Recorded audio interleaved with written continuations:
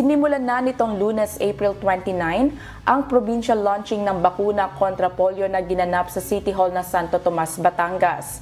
Ilulunsad ng Department of Health o DOH Calabarzon ang Chikiting Ligtas Immunization Campaign 2024 na nakatuon sa pagbabakuna laban sa polio at pagbibigay ng vitamin A sa mga bata sa buong rehiyon.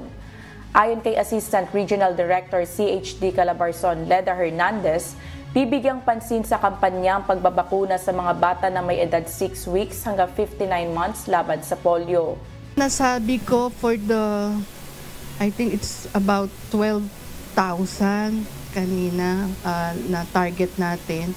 Ito po yung mga 6 weeks hanggang 23 months old, then 24 months up to 59 months. Ito po yung ating target ngayong May at June po na ating kampanya. Ito nakafocus siya sa oral polio vaccine. Tapos dinagdagan po natin ng vitamin A para mas protektado ang ating mga chikiting.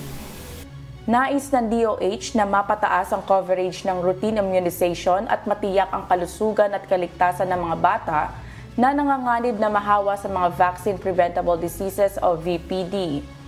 Isinasagawa ang kampanya sa pakikipagtulungan ng mga local government unit o LGU, government agencies, non-government organizations o NGO at iba pang mga stakeholder.